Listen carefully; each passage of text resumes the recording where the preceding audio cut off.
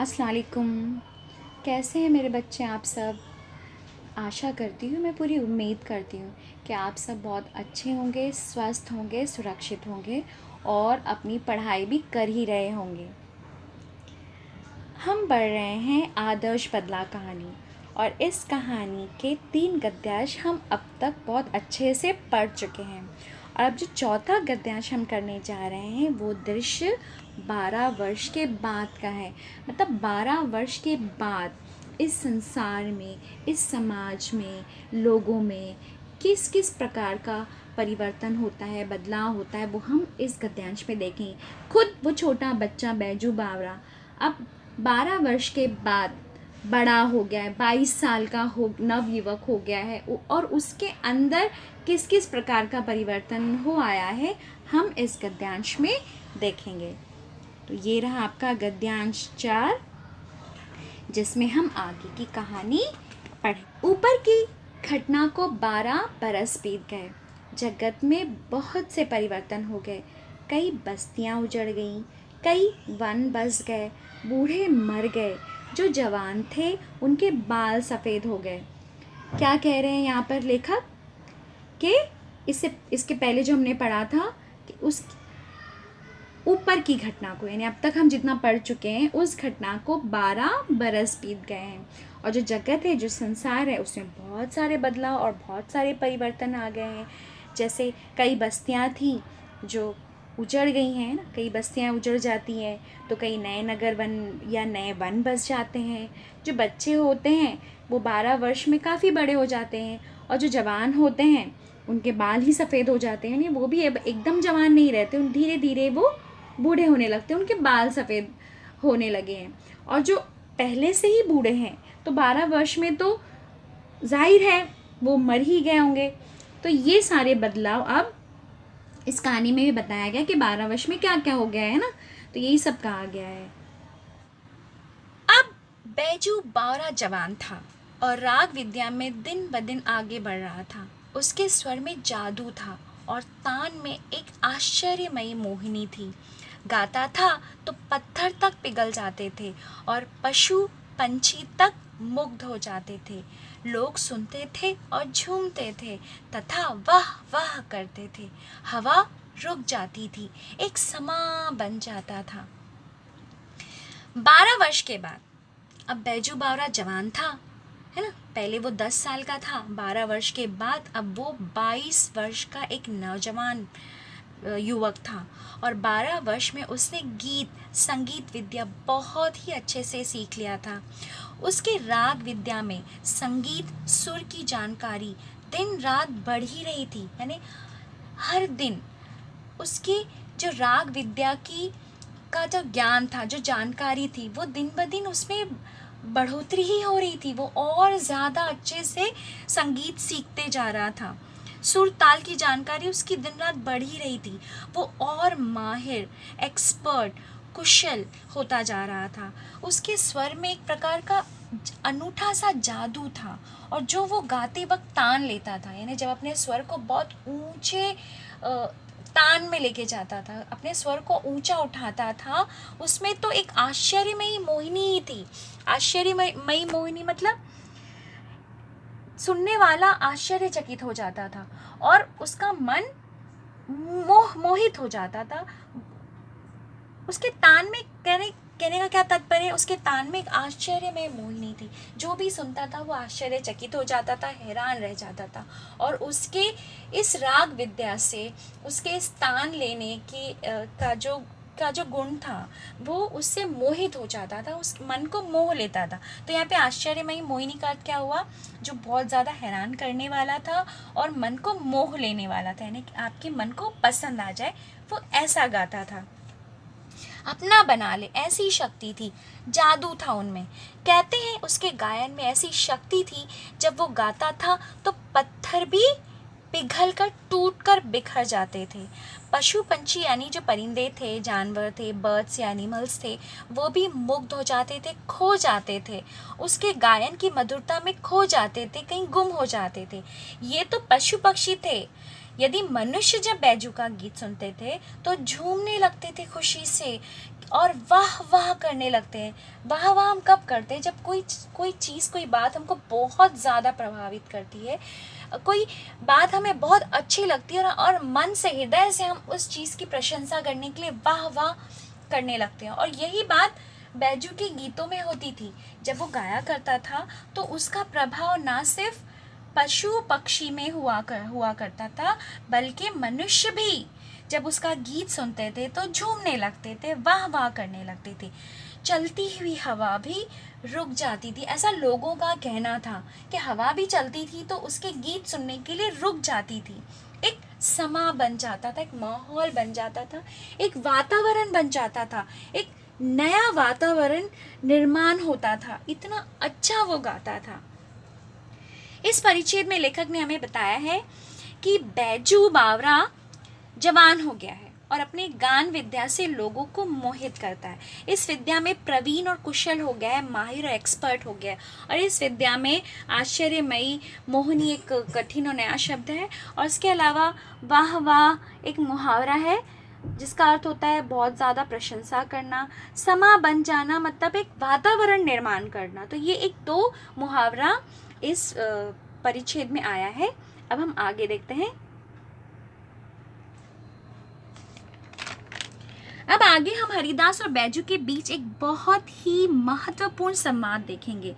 इस संवाद में बहुत सारे मुहावरों का प्रयोग किया गया है। चलिए देखते हैं आगे क्या कहा गया है। एक दिन हरिदास ने हंसकर कहा, वत्स, मेरे पास जो कुछ था वो मैंने तुझे दे डाला। अब तू पूर्ण गंधर्व हो गया है। अब मेरे पास और कुछ नहीं जो तुझे दूं। हरिदास बैजू बावरा के गुरु हैं। उन्होंने ही तो बैजू को ये गायन विद्या, राग विद्या सिखाई है। अब उसकी ये जो शिक्षा है वो पूर्ण हो गई है। यानी उसकी प्रशिक्षण जो हो रहा था, उसको जो ट्रेनिंग दी जा रही थी राग विद्या की, गीत संगीत की, वो पूर्ण हो चुकी थी। इसलिए हरिदास बैजू को अपने पास बुलाते हैं और हंसकर कहते हैं कि वत्स का अर्थ क्या होता है? बालक। मेरे पास जो कुछ भी था, जितना भी संगीत मुझे आता था, मैंने सब तुम्हें दे डाला है, सब कुछ सिखा दिया है। अब तू पूर्ण गंधर्व हो गए हो। गंधर्व का क्या अर्थ है बच्चों यहाँ पे? यानी एक प्रसिद्ध गायक, एक बड़ा गायक, यानी एक प्रवीण होना, कुशल होना, एक्सपर्ट होना। यानी खुद वो सारी राग विद्या सीख चुका है, उसमें एक्सपर्ट हो गया है। अब उनके पास कुछ और देने के लिए नहीं है, ऐसा हरिदास बैजू से कहते हैं। बैजू हाथ बांधकर खड़ा हो गया। कृतज्ञता का भाव आंसुओं के रूप में बह निकला। अब बैजू कृतज्ञ के भाव से, एहसानमंद होने के भाव से उनके सामने हाथ बांधकर खड़ा हो जाता है। बहुत ही आदर की भावना से वो उनके सामने था, उनका एहसानमंद था। ये एहसान बैजू कभी भी नहीं भूल सकता था। यही भाव उसकी आंखों से आंसू बनकर बह निकलते हैं। आगे देखते हैं। बैजू हरिदास के चरणों में, उनके कदमों में अपना सिर रख देता है और कहता है, महाराज, आपका उपकार, आपका एहसान मैं कभी नहीं भूल सकता। जब तक मैं जीवित हूँ तब तक भी ये उपकार मेरे सिर से ना उतरेगा। अब आगे हरिदास क्या कहते हैं? हरिदास सिर हिलाकर बोले, ये नहीं बेटा, कुछ और कहो, मैं तुम्हारे मुंह से कुछ और सुनना चाहता हूँ। बैजू कहता, आज्ञा कीजिए।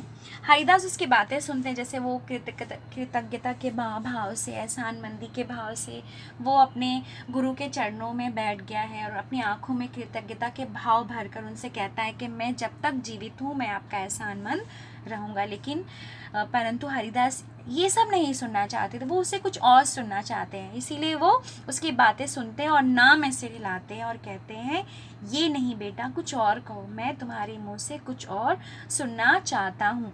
बैजू उनसे कहता है, बाबा आप आदेश दीजिए, आज्ञा कीजिए, आप जो कहेंगे मैं वही कहूँगा। तब हरिदास कहते हैं, ऐसे नहीं, बोलो, पहले प्रतिज्ञा करो, कसम खाओ कि वैसा ही करोगे जैसा मैं कहूँगा। एक शिष्य को अपने गुरु पर पूर्ण विश्वास होता है और आदर भी इतना ही होता है कि गुरु के आगे कुछ नहीं बोलते। यहाँ हरिदास ने भी बिना सोच विचार किए कह दिया। क्या कहते हैं बैजू? बैजू ने बिना सोच विचार किए कह दिया, मैं प्रतिज्ञा करता हूँ कि, इतना ही वो कह पाया था, मैं प्रतिज्ञा करता हूँ कि। इससे पहले कि बैजू आगे कुछ कहकर अपना वाक्य पूरा करता, हरिदास ने वाक्य को पूरा किया, इस राग विद्या से किसी को हानि ना पहुंचाऊंगा। यानी बैजू शायद कुछ और कहना चाह रहा होगा, उसका वाक्य पूरा भी नहीं हुआ, वो इतना ही कह पाया कि मैं प्रतिज्ञा करता हूँ कि। अब इससे आगे वो क्या कहना चाह रहा था वो हरिदास नहीं सुनना चाहते थे। उन्होंने अपनी तरफ से उसका वाक्य पूरा किया कि इस राग विद्या से किसी को हानि ना पहुंचाऊंगा। मतलब यहाँ पर बैजू का वाक्य कैसे पूर्ण हुआ, कुछ आधा वाक्य बैजू ने कहा, आधा वाक्य हरिदास ने कहा, तो वो पूरा वाक्य क्या बनता है देखो, मैं प्रतिज्ञा करता हूँ कि इस राग विद्या से किसी को हानि ना पहुंचाऊंगा। बैजू को ऐसा कभी नहीं कहना था और ना ही वो ऐसा करना चाहता था। इसीलिए हरिदास के कहे गए वाक्य को सुनकर वो बहुत ज़्यादा हैरान हो जाता है कि ये बाबा क्या कह रहे हैं। बैजू को तो जैसे सदमा हो जाता है, मानो उसका सारा लहू सूख गया हो, है ना। यहाँ पर देखो यही कह रहे हैं, बैजू का लहू सूख गया, उसके पैर लड़खड़ाने लगे, सफलता के बाग परे भागते हुए दिखाई दिए। 12 वर्ष की तपस्या पर एक क्षण में पानी फिर गया। प्रतिहिंसा की छुरी हाथ आई तो गुरु ने प्रतिज्ञा लेकर कुंद कर दी।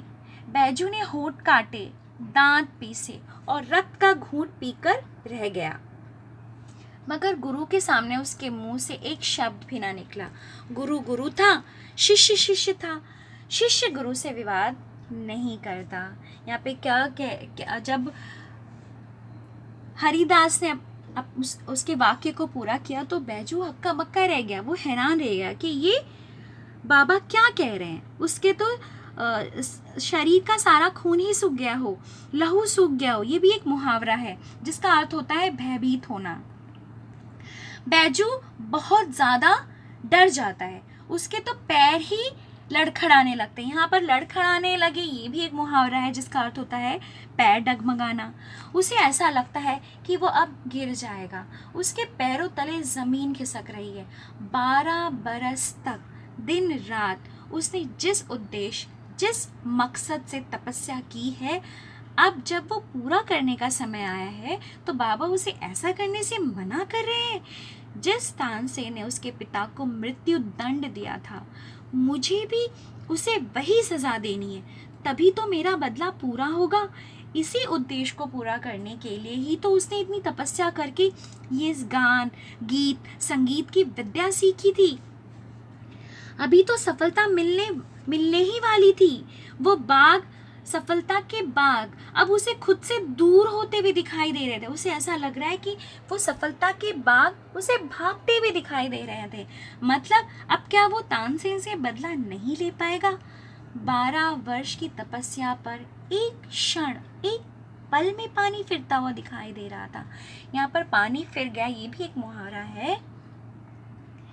प्रतिहिंसा की छुरी हाथ आई तो गुरु ने प्रतिज्ञा लेकर उसे कुंद कर दी। प्रतिहिंसा की छुरी हाथ आई मतलब कि अभी तो उसके साथ जो हिंसा हुई थी, उसके पिता के साथ जो गलत हुआ था, उस हिंसा के प्रति उत्तर देने का समय आया था, प्रतिहिंसा का समय आया था।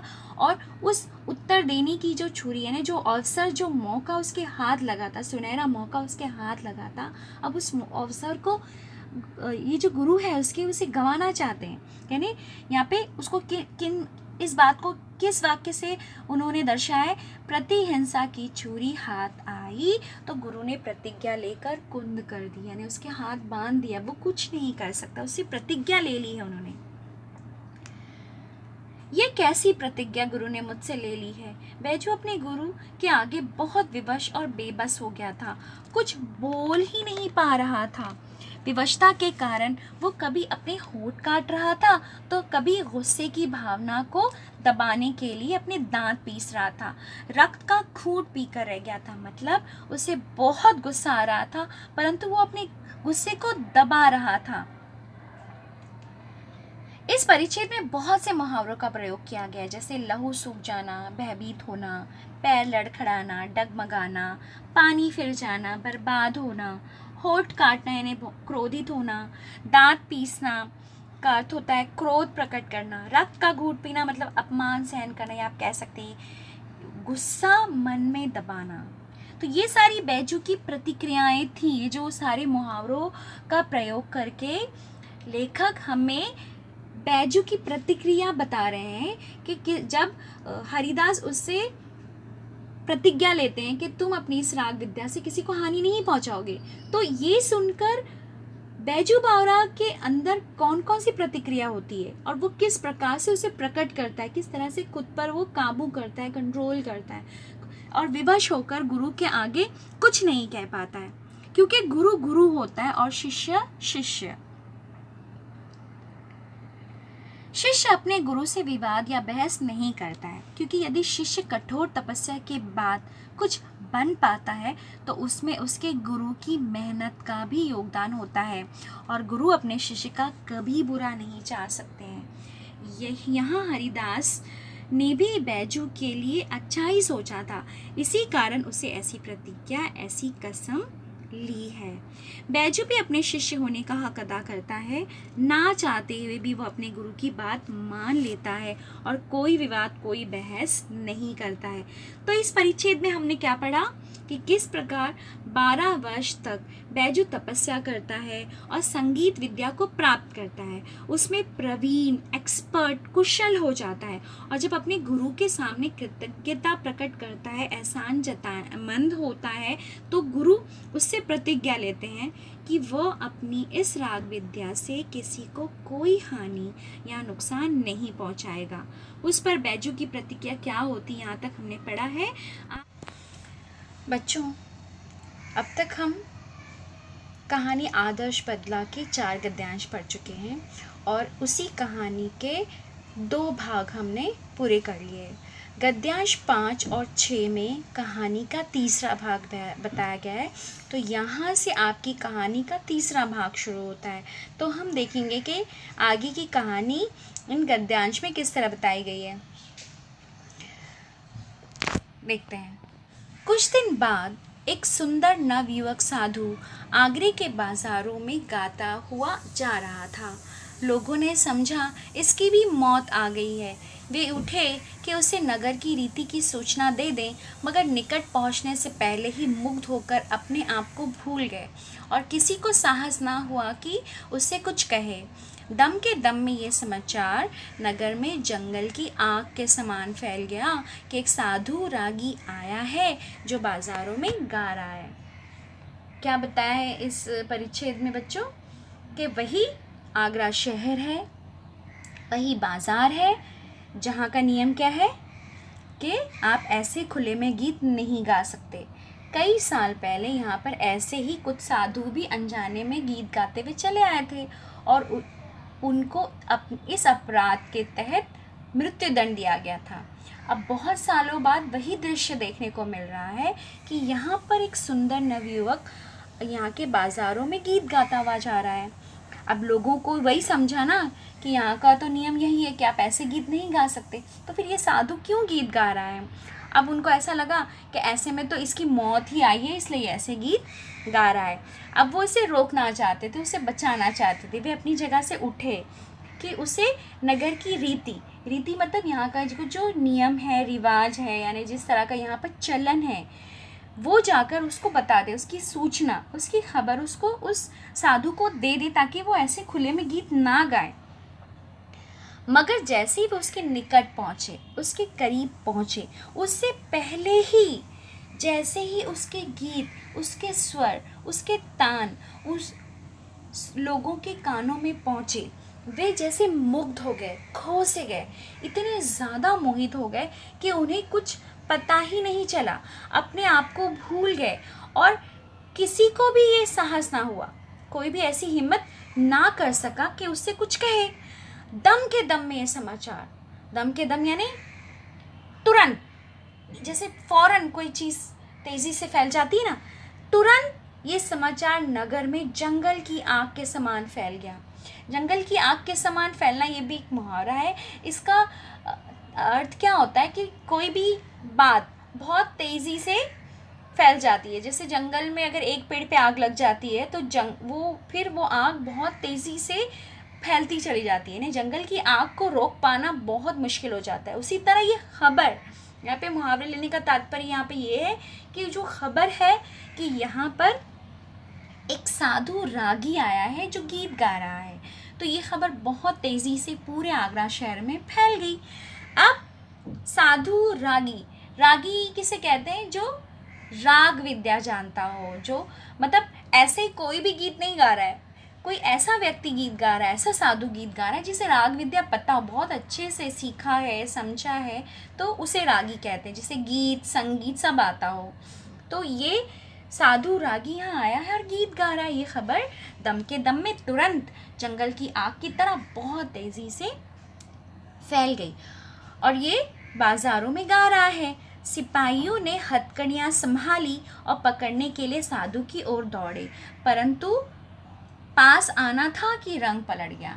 अब यहाँ के नियम के अनुसार सिपाहियों का ये कर्तव्य है, ये उनका काम है कि अगर कोई नियम तोड़ता है या कोई गलत काम करता है, कोई अपराध करता है, तो उन्हें उस व्यक्ति को हथकड़ी लगाकर दरबार में लेके जाना है। तो उन्हें अपना काम करना था, इसीलिए उन्होंने झट से अपनी हथकड़ियाँ देखी, उसे संभाला और पकड़ने के लिए साधु की तरफ दौड़े। लेकिन क्या हुआ? पास आना ही था, बस उसके पास जाने की ही बात थी। जैसे ही वो उसके पास पहुँचे, उसके स्वर उनके कानों में पड़े, रंग ही पलट गया यानी उनका इरादा ही बदल, मतलब वो खो से गए, जो करना था वो नहीं कर पा रहे। अब जिस रंग से, जिस गुस्से से वो उसे पकड़ने जा रहे थे, वो अब उनका रूप मुग्ध हो गया, वो खुद मोहित हो गए। उन्होंने देखा साधु के मुखमंडल से तेज की किरणें फूट रही थी। उन्होंने जब साधु का मुखमंडल यानी उसका चेहरा देखा, उसका मुंह देखा, तो उसकी जो तेज थी, चमक थी, उससे किरणें फूट रही थी। मतलब यहाँ पे उदाहरण क्या लिया, जैसे सूरज कैसे चमकता है और चमक उसकी तेज से उसकी किरणें सब जगह फैलती हैं, ऐसा ही लग रहा था उनको कि ये जो साधु है उसका चेहरा सूरज की तरह चमक रहा है और उसकी जो तेज है, उसकी जो चमक है, उसकी किरणें सब जगह फैली हैं, फूट रही हैं, नहीं फैल रही हैं। और उनमें जादू था, ये कोई साधारण बात नहीं थी, मोहिनी थी। मोहिनी का अर्थ होता है जो मन को मोह ले, यानी जो हमको अच्छा लगे, प्यारा लगे, अपना बना ले, और मुग्ध करने की शक्ति थी। यानी उसका जो मुखमंडल था वो इतना ज़्यादा सुंदर था जैसे कोई जादू हो, मोहित, मन को मोह ले, मोहिनी है और मुग्ध कर ले। सिपाहियों को न अपने सुध रहे, अब सिपाही भी खो से गए, सुध नहीं यानी इनको होश ही नहीं रहा, ना हथकड़ियों के बारे में उनको ध्यान था, ना अपने बल की, ना अपने कर्तव्य की। उनको ये भी नहीं पता है कि वो कितने शक्तिशाली, उनके पास पावर है और उनका कर्तव्य क्या है कि उन्हें अभी क्या करना चाहिए, वो सब भूल चुके थे। ना उनको बादशाह ही याद रहा, ना बादशाह के दिए हुए हुक्म, वो तो बस खो से गए। वे आश्चर्य से उसके मुख की ओर ही देखने लगे जहाँ सरस्वती का वास था। यानी सरस्वती ये बुद्धि की देवी को कहते हैं, जो जिसके पास बहुत ज़्यादा बुद्धि है। तो जिस प्रकार से ये साधु गा रहा था, लोगों को लग रहा था कि खुद सरस्वती देवी ने ही आके उसके अंदर घर कर लिया है ना। और जहाँ से संगीत की मधुर ध्वनि की धारा बह रही थी, ऐसा लग रहा था कि जैसे समुद्र की लहर, उसकी धारा बहती है, उसी तरह लग रहा था कि ये तो संगीत की मधुर ध्वनि, यानी बहुत ही मीठी, मधुर यानी मीठी, ध्वनि यानी आवाज़, उसकी लहर, उसकी धारा बह रही हो हर तरफ। साधु मस्त था, सुनने वाले मस्त थे, ज़मीन आसमान मस्त थे। साधु को भी कुछ खबर नहीं कि आसपास क्या हो रहा है, वो अपने गीत गाने में मगन है, मस्त है, और जो सुन रहे हैं वो भी मस्त है, और जो ज़मीन है, आसमान है, वो भी एकदम मस्त है। यानी जिसके भी कानों में या जहाँ कहीं भी इसकी आवाज़, इसके गीत गूंज रहे थे, वो पूरा वातावरण मस्त हो रहा था। अब साधु गाते गाते धीरे धीरे चलता भी जा रहा था और जो श्रोताओं का समूह था वो भी धीरे धीरे उसके पीछे चला जा रहा था। यानी साधु जब गा रहा था तो वो चलते चले जा रहा था और जो कोई श्रोता यानी जो सुन रहा है उसकी आवाज़, उसके गीत को, वो भी उसके पीछे पीछे चलते चले जा रहे हैं। ऐसा मालूम होता था जैसे एक समुद्र है, लोग नहीं लग रहे, इतनी भीड़ थी, ऐसा लग रहा था कि ये लोग नहीं एक समुद्र है और जिसे नवयुवक साधु अपनी आवाज़ की जंजीरों से खींच रहा है, ऐसा मालूम पड़ रहा है। और संकेत से क्या हो रहा है, अपने साथ साथ आने की प्रेरणा दे रहा है। यानी ऐसा दिख रहा है कि वो अपनी आवाज़ से सबको अपने पास बुला रहा है, लेकिन ऐसा नहीं है, वो तो खुद मगन है अपने गाने में, लेकिन जो सुन रहा है वो खुद मोहित हो रहा है, मुग्ध हो रहा है और उसके गीत का प्रभाव लोगों पर पड़ रहा है। आगे देखते हैं। मुक्त जन समुदाय चलता गया, उसके पीछे साधु के पीछे पीछे चले जा रहे हैं। चलता गया, उन्हें खुद पता नहीं कि क्या हो रहा है, पता नहीं किधर को। जहाँ साधु गाते गाते जा रहा है, लोग उसके पीछे पीछे जा रहे हैं। पता नहीं कितनी देर तक भी चलते गए उसके पीछे पीछे। एकाएक गाना बंद हो गया, मतलब साधु ने गाना बंद कर दिया। जादू का प्रभाव टूटा, मतलब उसके गीत से जो चारों तरफ जादू सा फैल गया था, सब लोग खुद ब खुद मुग्ध हो गए थे, मोहित हो गए थे। वो प्रभाव टूट गया, वो असर खत्म हो गया, क्योंकि गाना भी खत्म हो गया। तो लोगों ने देखा कि वे तानसेन के महल के सामने खड़े।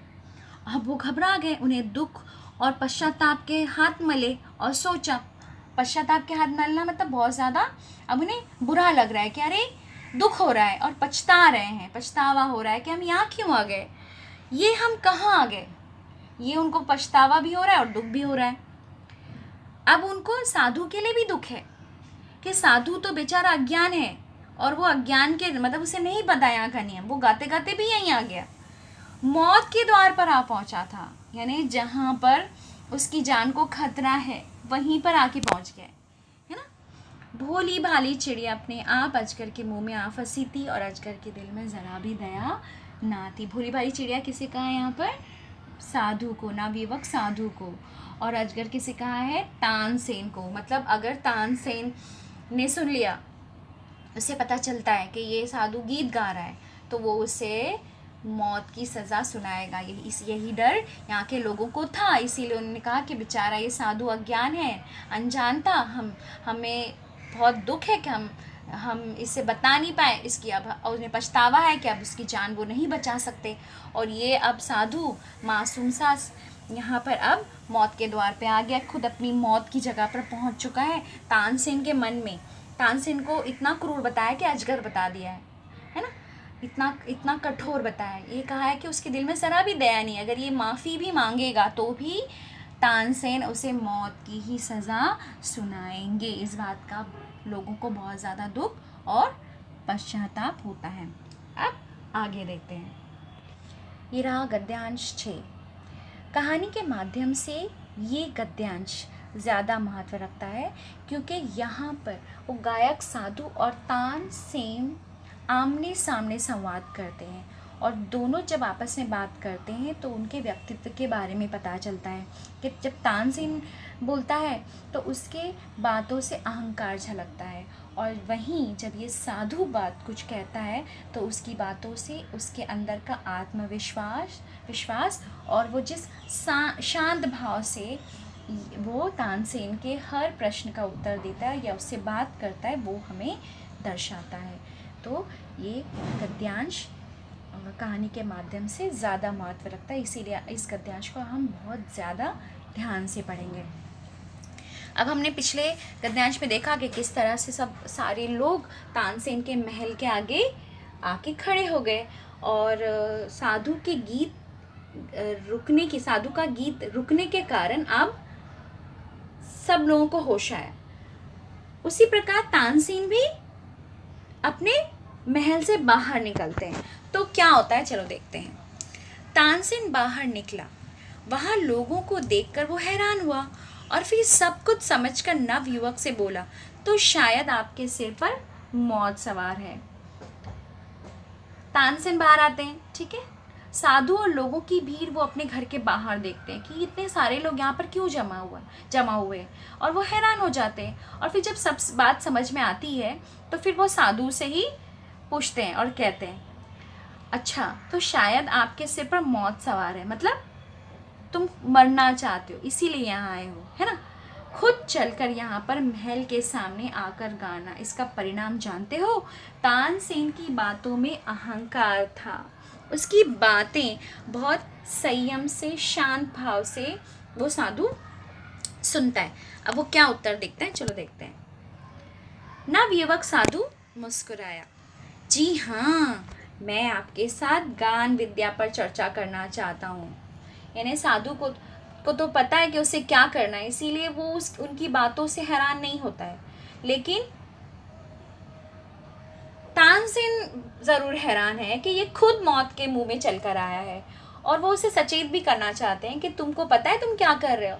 तो नवयुवक उनकी बात पे मुस्कुराता है, जी हाँ, मैं सब जानता हूँ, इसीलिए तो मैं आपके साथ गान विद्या पर चर्चा करना चाहता हूँ। फिर तानसेन बहुत ही बेपरवाही से उत्तर देते। बेपरवाही ने उनको उसकी कोई परवाही नहीं, उन्हें पता है वो इतना ज़्यादा अहंकारी है, उनको इतना ज़्यादा अहंकार, उनको पता है कि वे ही जीतने वाले हैं। उन्हें लगता है कि इस राग विद्या में उन्हें कोई हरा ही नहीं सकता है, और साधु भी हारने ही वाला है, और फिर इसे भी वे मृत्युदंड ही देंगे। वे उस युवक को सचेत करते हैं, सावधान करते हैं, है ना। क्या कहते हैं देखो। तानसेन ने बेपरवाही से उत्तर दिया, अच्छा मगर आप नियम जानते हैं ना, नियम कड़ा है और मेरे दिल में दया नहीं है।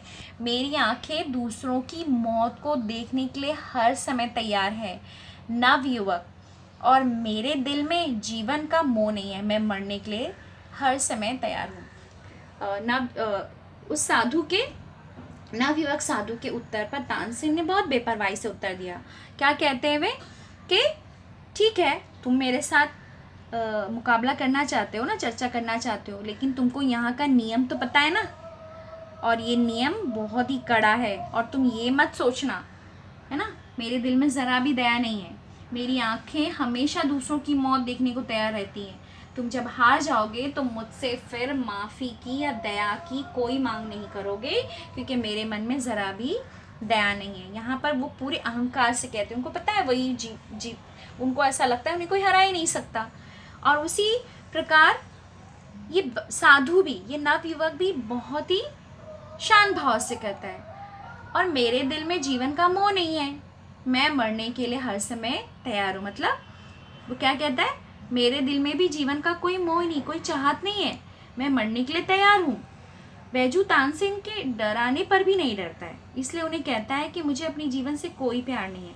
यदि मैं हार गया तो मुझे मरना भी स्वीकार है, मंजूर है, मैं तैयार हूँ, मैं राजी हूँ। इसी समय सिपाहियों को अपनी हथकड़ियों का ध्यान आया। झनकारते हुए आगे बढ़े और उन्होंने नवयुवक साधु के हाथों में हथकड़ियाँ पहना दी। अब ये नवयुवक साधु और जो तानसेन है वो आपस में बात कर रहे हैं, और वो उसे सचेत करते, सावधान करते हैं, डराते हैं तानसेन, लेकिन फिर भी उस पर भी साधु नहीं मानता है, और सिपाही समझ जाते कि उन्हें करना क्या है, तो इसीलिए वो अपनी हथकड़ियाँ पकड़ते हैं और वो उसे झनकारते, उसे बजाते हैं, और हथकड़ियाँ लेकर साधु की तरफ आ जाते हैं, आगे बढ़ते हैं, और उन्होंने उस साधु को हथकड़ियाँ पहना देते हैं। मतलब इसका अर्थ क्या होता है, वे उसे पकड़ लेते हैं।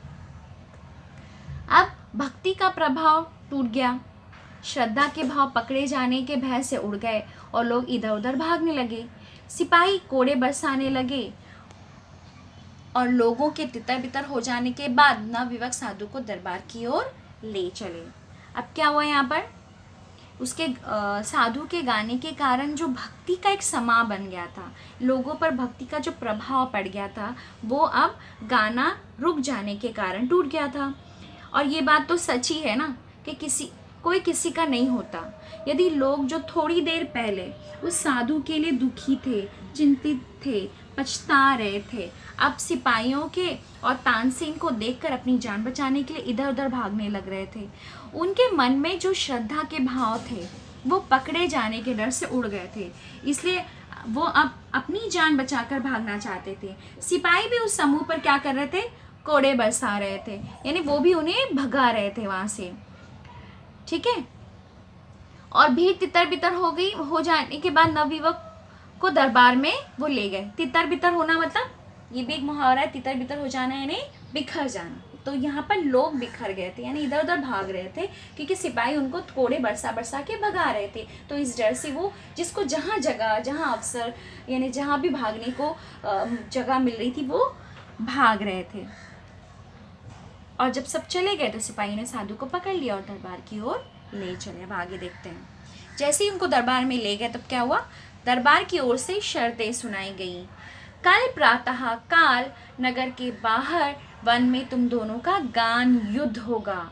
अगर तुम हार गए तो तुम्हें मार डालने तक का तानसेन को पूर्ण अधिकार होगा, और अगर तुमने उसे हरा दिया तो उसका जीवन तुम्हारे हाथ में होगा। अब इसको दरबार में लेके गए, वहाँ के कानून के तहत यानी जो नियम है वो सारी शर्तें सुनाई गई कि कल प्रातः काल यानी मतलब सुबह सुबह तुम दोनों को नगर के बाहर जो वन है यानी जो जंगल है वहाँ पर ले जाया जाएगा, और फिर तानसेन और ये जो साधु है उन दोनों के बीच में गान का युद्ध होगा, यानी गीत का मुकाबला होगा।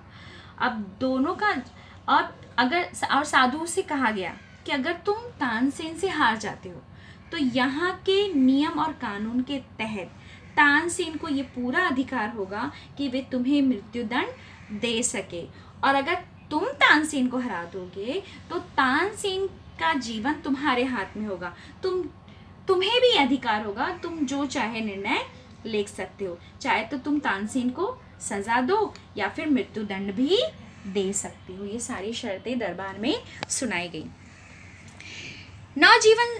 नौजवान साधु ने शर्तें मंजूर कर ली। दरबार ने आज्ञा दी कि कल प्रातः काल तक सिपाहियों की रक्षा में रहो। ये नौजवान कौन था आपको पता है?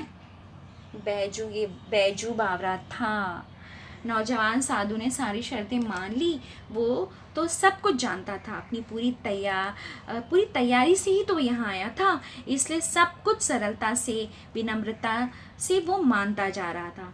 दरबार ने आज्ञा दी कि कल प्रातःकाल, कल सुबह तक तुम सिपाहियों की रक्षा में रहो, ये तुम्हारी रक्षा करेंगे कल तक। ये नौजवान साधु बैजू बावरा था, वही रोता हुआ बच्चा अब बड़ा होकर राग विद्या की 12 साल की कठोर तपस्या करने के बाद अपनी पूरी तैयारी से तानसेन से अपने पिता की मौत का बदला लेने आया था। आगे की कहानी बहुत ही दिलचस्प होने वाली है।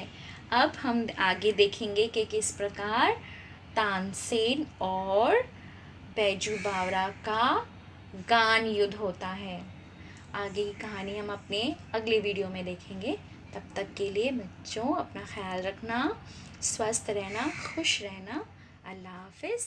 धन्यवाद।